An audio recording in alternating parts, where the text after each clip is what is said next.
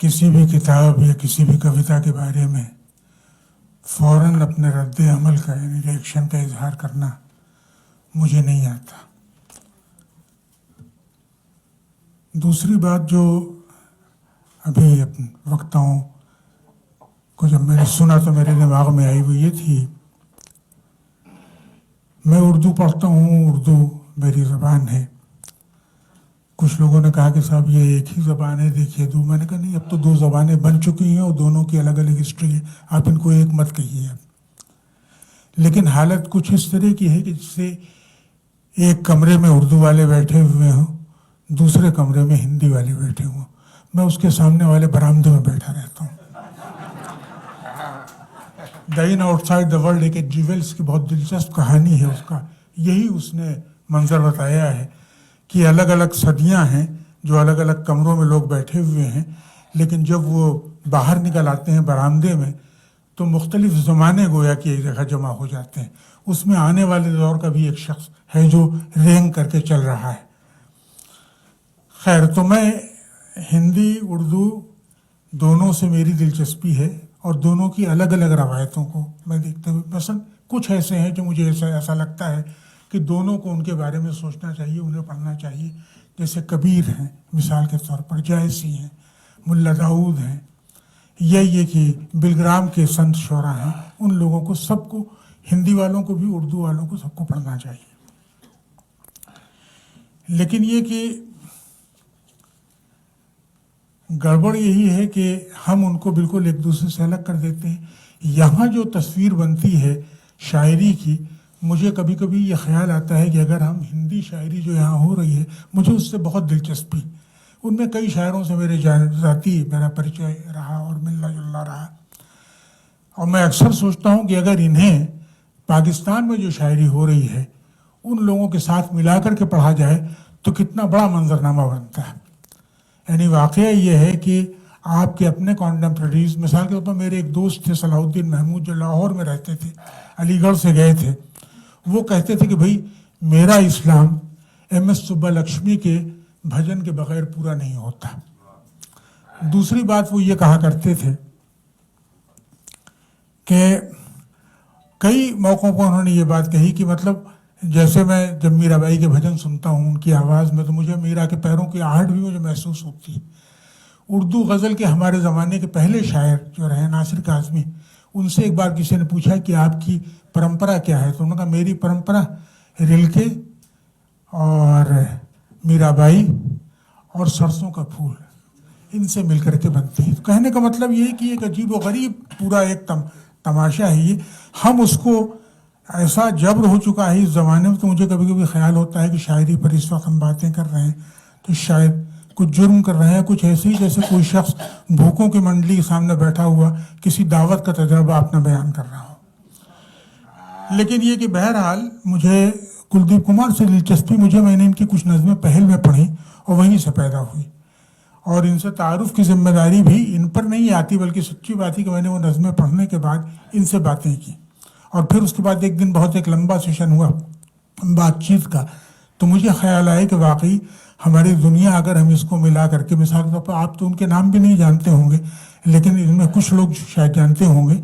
अफजाल अहमद सैयद हैं, ज़ीशान साहिल जिसकी मौत हो चुकी है, या वहाँ के बहुत से शायर हैं। इस तरह फहमीदा रियाज अभी पिछले साल लाहौर में 21 नवंबर को उनका इंतकाल हुआ। उस दिन इत्तेफाक से मैं वहीं था, 2 दिन पहले लाहौर में था। तो कहने का मतलब ये है कि अगर इसको मिला के देखा जाए तो एक बहुत बड़ा मंजरनामा बनता है इंडियन पोइट्री का, और उसको मैं हिंदी उर्दू में तकसीम नहीं कर पाता।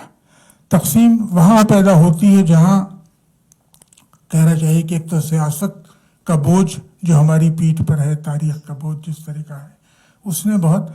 लेकिन कुलदीप कुमार की नज़में मुझे इसीलिए अच्छी लगी कि वो किसी तरह के, अब उनकी शायरी में मुझे दरवाजे बंद होते हुए नहीं दिखाई देते। ऐसा लगता है कि एक आदमी एक दीवार में बहुत से दरवाजे बना रहा है और खोल रहा है। ये खूबी, अजीब बात यह है कि उनके वतन के शायर, उन्होंने जब मुझे बताया कि वो नजीबाबाद के रहने वाले हैं, तो ज़ाहिर के अख्तरुल ईमान जो उर्दू के आखिरी बड़े शायर थे हमारे यहाँ इस मुल्क में, यानी अगर आप सिर्फ हिंदुस्तान को सामने रखें तो उनके यहाँ भी थी ये सूरत हाल। اور اختر الایمان سے پتہ نہیں ان کا کبھی پریچے ہوا یا نہیں.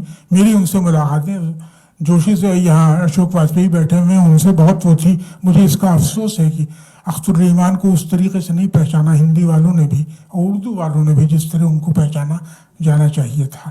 وہ کسی لحاظ سے بھی فیض اور راشد اور میرا جی سے کمتر کیلیبر کے شاعر نہیں تھے. ان کی ایک نظم ہے ایک لڑکا جو بہت سے لوگوں نے پڑھ رکھی ہے. کلدیپ کمار کو بھی اس نظم کا شیشے کے یاد ہے. تو اس نظم میں اختر الایمان نجیب آباد کی بستی سے، وہ بستی جہاں اب یہ کہتے ہیں کہ رفو گروں کے محلے اور کیا کیا چیزیں تھیں، مدسوزن آنند صاحب ہیں ان کے ہم وطن، اور وہ ان لوگوں میں تو کامن ہے وہ جانتے ہوں گے. لیکن یہ کہ اس سب کی یادیں لے کر کے ایک لڑکا جو ہے وہ ایک مہانگر میں پہنچ جاتا ہے، بمبئی پہنچ جاتا ہے، اور وہاں وہ جو زندگی گزارتا ہے تو جو شک ہوتا ہے کہ یہ اس کی زندگی نہیں ہے. اور بار بار کہتے ہیں کہ ایک لڑکا مجھے آتا ہے میرے سامنے اور مجھ سے پوچھتا ہے کہ اختر الایمان تم ہی ہو. تو آخر میں اختر الایمان یہ کہتے ہیں کہ یہ لڑکا پوچھتا ہے جب تو میں جھنجھلا کے کہتا ہوں جسے تم پوچھتے رہتے ہو کب کا مر چکا ظالم، اسے خود اپنے ہاتھوں سے کفن دے کر فریبوں کا اسی کی آرزوؤں کی لہد میں پھینک آیا ہوں. وہ لڑکا مسکراتا ہے، وہ آہستہ سے کہتا ہے یہ کذب و افطرا ہے، جھوٹ ہے، دیکھو میں زندہ ہوں. تو یہ لڑکا جو ہوتا ہے وہ ہر انسان، وہ آپ چاہے جتنے بوڑھے ہو جائیں اور چاہے جتنی بھی آپ کی عمر ہو جائے، آپ اس لڑکے کو اپنے ساتھ ساتھ لے کر چلتے رہتے ہیں. اور ظاہر ہے کہ اسی سے شاید اس بات کا جس کی ضرورت آج سب سے زیادہ ہے وہ ہے آج انسان دوستی کی ضرورت. پوری دنیا میں جتنا وائلنس بڑھ گیا ہے، جتنا کہنا چاہیے جتنی ڈھٹائی بڑھ گئی ہے، جتنی بے شرمی بڑھ گئی ہے، اس میں ظاہر ہے کہ ایک ہی راستہ رہ جاتا ہے انسان دوستی کا. اور میرے خیال میں اس کی حفاظت وہ لڑکا کسی نہ کسی شکل میں کرتا رہتا ہے. تو مجھے یہ اچھا لگا کہ یہ نظمیں جب میں نے ان کی پڑھی تو بظاہر تو یہ کہا، ابھی منگلیش جی نے بھی کہا اور اسد سعیدی صاحب نے بھی ان نظموں کے بیک گراؤنڈ کے بارے میں بہت سی باتیں ہمیں بتائیں.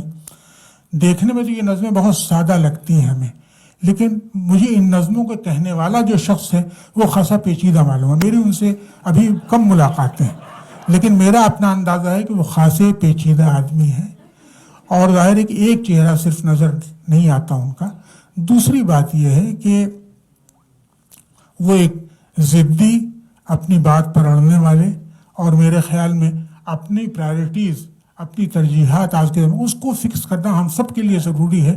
تو کلدیپ کمار سے بھی ملاقات جب ہوئی، ان کی جو باتیں میں نے سنی، ان کے کالم سے پڑھتا رہتا تھا، ہندو میں اب بھی پڑھتا ہوں. رگویر صاحب پر ایک کالم مجھے اب بھی یاد آتا ہے، مجھے بہت پسند آیا تھا. تو ادھر جو کالم سے وہ لکھتے رہتے ہیں تو مجھے اندازہ ہوا کہ ان کی ایک خاص سطح، اور یہ شخص زندگی کی پیچیدگی کا خاصا گہرا شعور رکھتا ہے. بظاہر یہ نظمیں جتنی سادہ ہوں، لیکن یہ کہ سادگی بھی وہی ہوتی ہے اصل میں جو اندر سے بہت پیچیدہ ہو. اور یہاں دوسری چیز یہ ہے کہ میرا خیال ہے کہ آج کے زمانے میں ہم جس ملک میں رہ رہے ہیں، اس جیسے ملک میں رہتے ہوئے اگر ہم اس کا جو پاسٹ رہا ہے، اس کا جو کہنا چاہیے جو زمانہ گزر گیا ہے، وہ زمانہ نہیں جس کی باتیں ہمارے بہت سے لیڈر کرتے ہیں. اور کبھی کبھی مجھے الجھن ہوتی ہے کہ یہ جس پاسٹ کی باتیں کر رہے ہیں اس میں کہاں سے داخل ہوتا ہوں، میری سمجھ میں نہیں، مجھے کوئی راستہ دکھائی نہیں دیتا.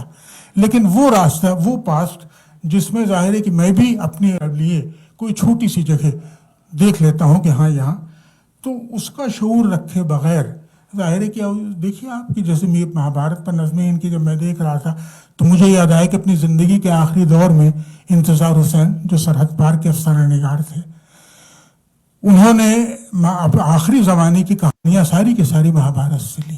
شروع میں تو جاتک اور پنچتنتر ان سب کا وہ رہا، لیکن مہابھارت سے.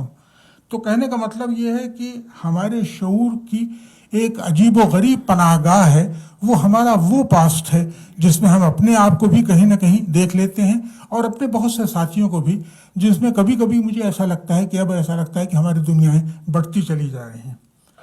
تو ان نظموں میں ایک خوبی کی بات یہ ہے کہ مہابھارت ہونے کے باوجود، اپنی تاریخ کا جو پورا ایک سلسلہ رہا ہے اس کا شعور ہونے کے باوجود اس میں ایک نجی دنیا بھی دکھائی دیتی ہے.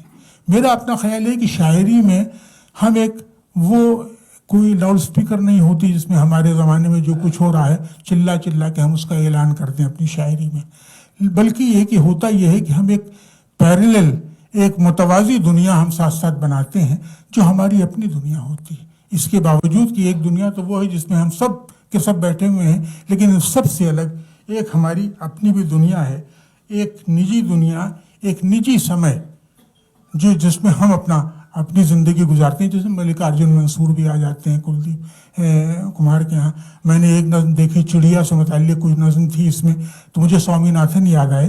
پھر مجھے وہی صلاح الدین، وہ دوست جن کا میں نے ذکر کیا تھا، جو میرا بائی کے بڑے بھکت تھے، بہت اچھے شاعر تھے اپنے زمانے کے، وہ انہوں نے ایک نظم کہی تھی جس کا عنوان تھا اندھی چڑیا، ایک چڑیا جو اپنی بینائی کھو دیتی ہے۔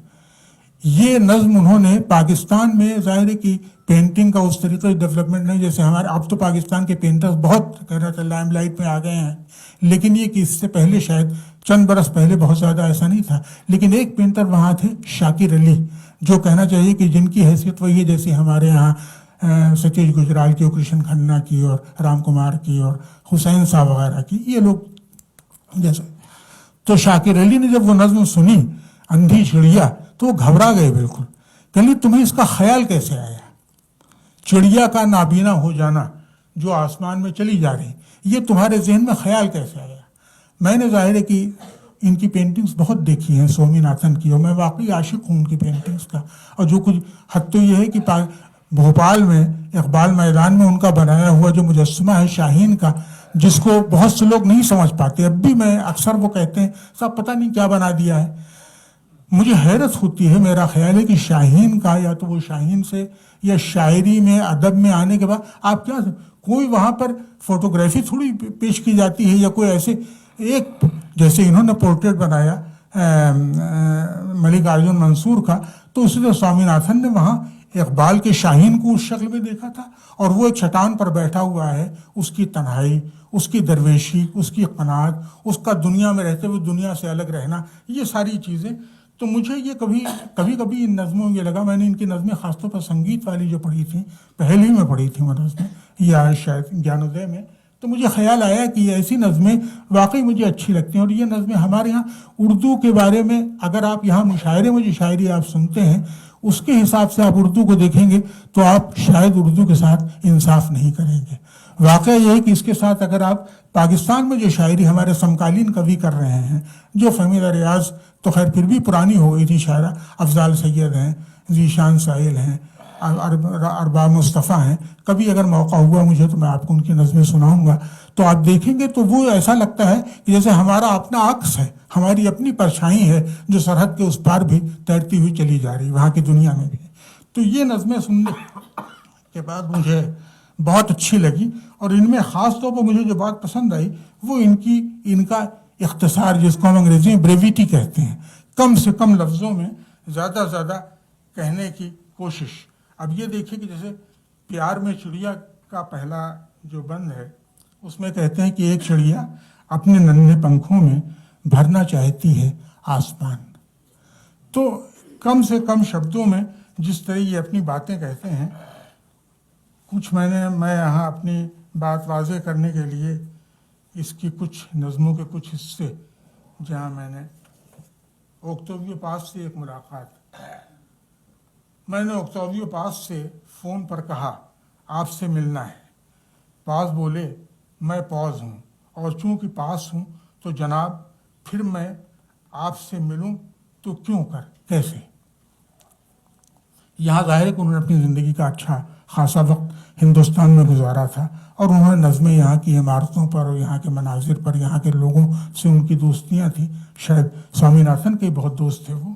تو کہنے کا مطلب یہ ہے کہ یہ جو ریفرنسز میں ملتے ہیں ان کے یہاں، جو ایک قسم کا ایک انسان دوستی کا ایک وہ پیش کرتے ہیں، ایک جو ہمارے زمانے میں جس کی سب سے زیادہ ضرورت ہے، تو کلدیپ کمار کے ہاں وہ حصے میں آپ دیکھیں گے، مثلا چھوٹا سا ایک 3 پنکتیوں میں کیا بات کہی گئی ہے۔ میں تمہارا نام لیتا ہوں اور ایک 51 سال لمبا اندھیرا چپ چاپ سامنے آ کھڑا ہوتا ہے۔ کیسے اچھی، یعنی اس میں کم سے کم شبدوں میں جتنی گہری بات، ماں اس نظم کا وہ آپ سمجھ ہی گئے ہوں گے کس کا عنوان ہے۔ اسی طریقے سے آپ یہ دیکھیے ملکارجن منصور کی نظم تو پڑھ لی گئی. میں اس کمرے میں ہوں اسی طرح جیسے اس شریر میں. اس کے بعد آپ یہ دیکھیے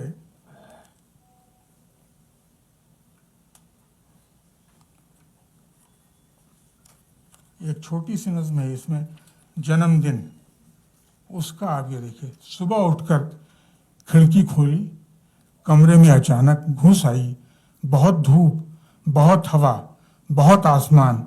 ایک دن میں بھی اس دنیا میں یوں ہی چلا آیا تھا. تو اس طرح اپنے آپ کو سمجھنے کی کوشش. اور ان میں کہیں کہیں جو مجھے بہت اچھی لگی جو بات وہ یہ ہے کہ انہوں نے شبدوں میں راگوں کی، لوگوں کی، اپنے تجربوں کی تصویریں بنانے کی، پینٹ کرنے کی کوشش کی ہے. تو پینٹنگ کے بہت سے سادھن ہوتے ہیں اور نجی کیفیتوں کے بہت سے. کہیں کہیں مجھے ایسا لگتا ہے کہ ایکس ریز ہیں. مجھے یاد ہے کہ سرویشور دیال سکسینہ، ان سے میری ملاقات تھی، کچھ وقت بھی گزرا ان کے ساتھ اندور میں اور اس کے بعد یہاں دلی میں. تو ان کے پہلے کلیکشن میں بانس کا پل میں انہوں نے یہاں لکھا ہے کہ آج کی شاعری آج کی زندگی کا ایکس رے ہے. یہ ایکس رے رپورٹس جو ہیں یا یہ تصویریں ہیں، یہ آرائش کے لیے، سجاوٹ کے لیے دیوار پر نہیں ٹانگی جا سکتی، لیکن اس کو سمجھنے میں آج کی دنیا کے ہمیں مدد ملتا ہے، مدد کسی نہ کسی شکل میں ملتی ہے اس سے.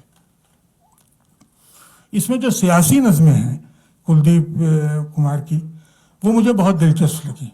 ایک تو اس لیے کہ جو ہمارے زمانے میں مشاعروں میں، کبھی سمیلنوں میں تو آپ سنتے ہیں جس طرح کی سیاسی نظمیں سنائی جاتی ہیں وغیرہ، بہت لاؤڈ ہوتی ہیں اور بہت، تو شاعری تو کہیں پیچھے چھوٹ جاتی ہے. لیکن یہ کہ وہ انڈین پارلیمنٹ تک میں مہوا موئترا نے اپنی تقریر کرتے ہوئے، آپ کو یاد ہوگا ہمارے زمانے کے ایک مشاعرے کے بہت مقبول شاعر جو مدھیہ پردیش ہی کے رہنے والے ہیں، ان کے کچھ شعر سنائے تھے کہ لگے یہ آگ تو کیا گھر آئیں گے کئی زد میں، کہ اس گلی میں ہمارا، کہ یہاں پہ صرف ہمارا مکان تھوڑی ہے.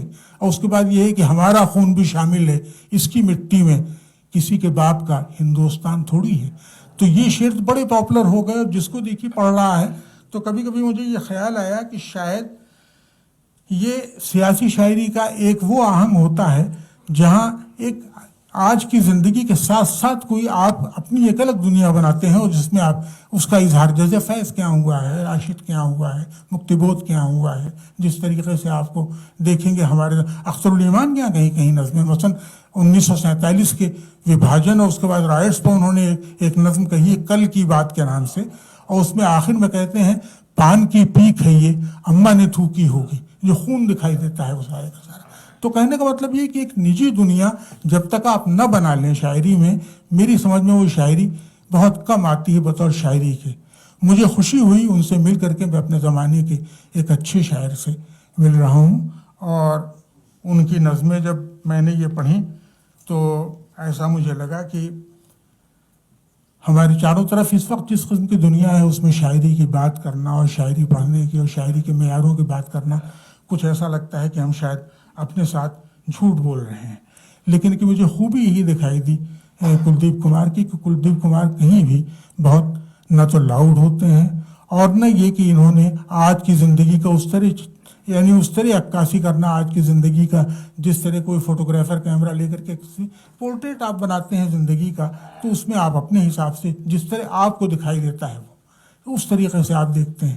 تو مجھے خوشی یہ ہوئی کہ بہرحال شاعری کی ایک اچھی کتاب، ایک بہت دلچسپ کچھ نظمیں جو مجھے اچھی لگیں، میں ان کو مبارکباد دیتا ہوں کہ وہ اس طرح، جس طرح بہت دنوں تک جو ہے یہاں آ کے مجھے معلوم ہوا کہ وہ اکثر لوگوں کی نظروں سے چھپے رہ گئے بہت عرصے تک. تو میں نے خود ان کو دریافت کیا ابھی چند مہینے پہلے، جب پہلے میں نے ان کی نظریں پڑھی تھیں، اور مجھے خوشی یہ ہے کہ انہوں نے مجھے اس گفتگو میں شریک ہونے کا موقع دیا. آپ سب کا بہت بہت شکریہ.